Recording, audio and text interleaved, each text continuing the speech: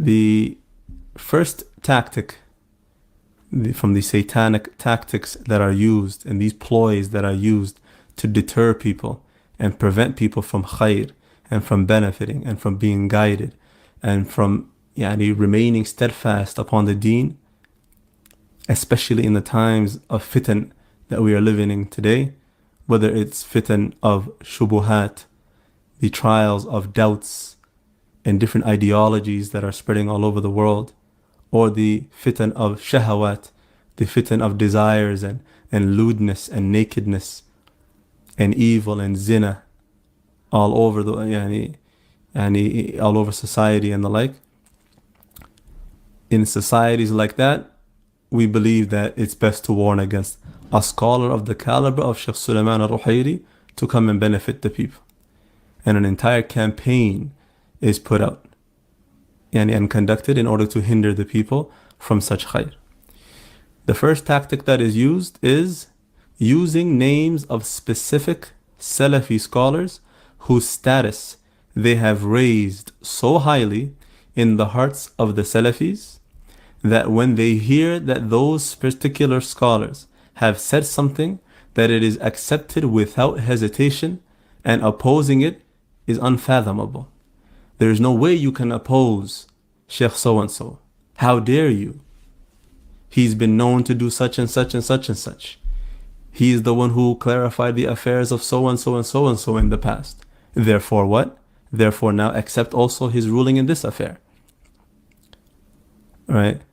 It is impossible to oppose this particular sheikh or that particular sheikh. Unfathomable for them. And also, as a result, unfathomable for their followers, because they have raised the status of particular scholars beyond even the status of the Messenger of Allah sallallahu alaihi wasallam. Because as we mentioned, we accept infallibility, and we accept that the Messenger of Allah in affairs of his humanity, in terms of forgetfulness and so on and so forth, he's not infallible in those affairs, as we know in many ahadith, or in several ahadith, whereby he would forget certain things in the salah, adding a rak'ah and so on and so forth. That is due to the fact that he is human.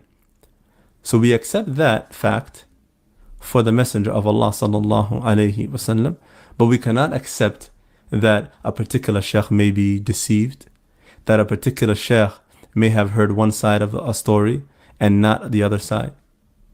That's unfathomable. That is something impossible, right?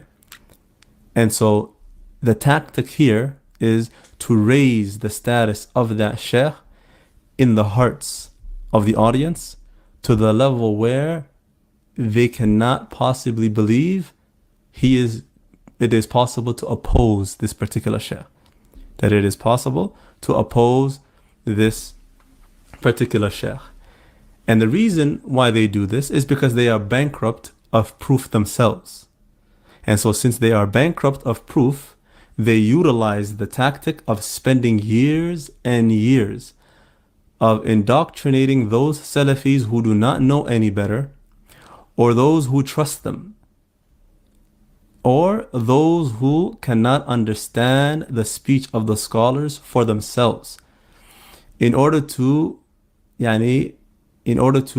weaponize. They do this in order to weaponize it. They do this to weaponize it in times of fitna. When these fitan are used to drop other Salafis and hinder the laymen from benefiting from them, or from taking from anyone other than them and those with them. And so these fitan, you always find them at the forefront of it. Any fitna, let two scholars clash, let a fitna arise between two scholars, they are at the forefront taking a position. This is the position of truth. Anyone who does not follow our position, no longer listen to them, do not visit them, do not sit with them, do not eat with them, do not. Is that person Salafi? Oh, we haven't said that he's not Salafi.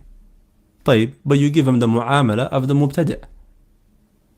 How cheap it is to say that we have not made tabdi' of so-and-so. We've not said that so-and-so is an innovator. However, we will deal with him like an innovator though. We will deal with him like an innovator. We will warn against his lectures. We will warn against his visits. We will warn against his gatherings. We will warn against his books, his lectures, everything. But we will not make tabdi' of him. We have not made tabdi' of him.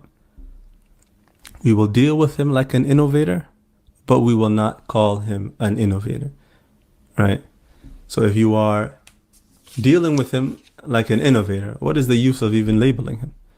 The labeling, the hadaf of labeling someone an innovator is in order to now deal with him as an innovator. The hadaf of making takfir of someone is to now deal with them as a kafir.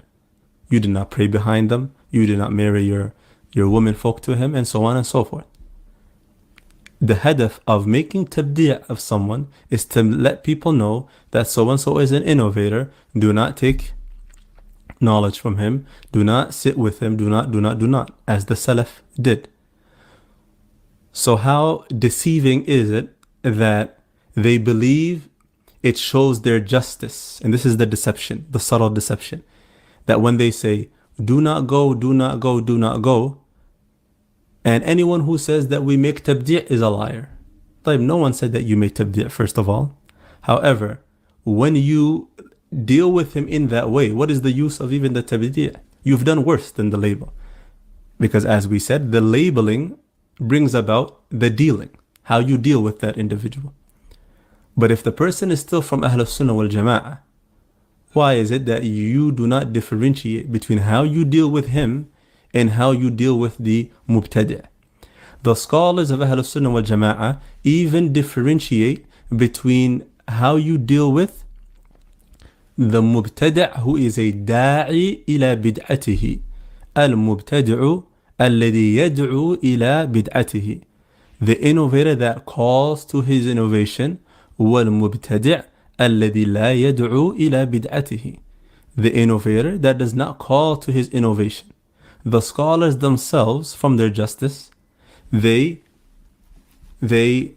differentiate between how you deal with these two. So imagine those who now claim that they're upon the way of the ulama of Ahl Sunnah, and they do not differentiate between the mubtadi' who calls to his innovation and how you deal with him, and the alim who is Salafi, that they themselves will acknowledge he is Salafi. But according to them, he's taken a position that is incorrect. Imagine that. And then these are the same individuals that people will say they are the heads of the Salafi da'wah, and they are upon balance, the balanced way, and upon moderation, ila akhirih.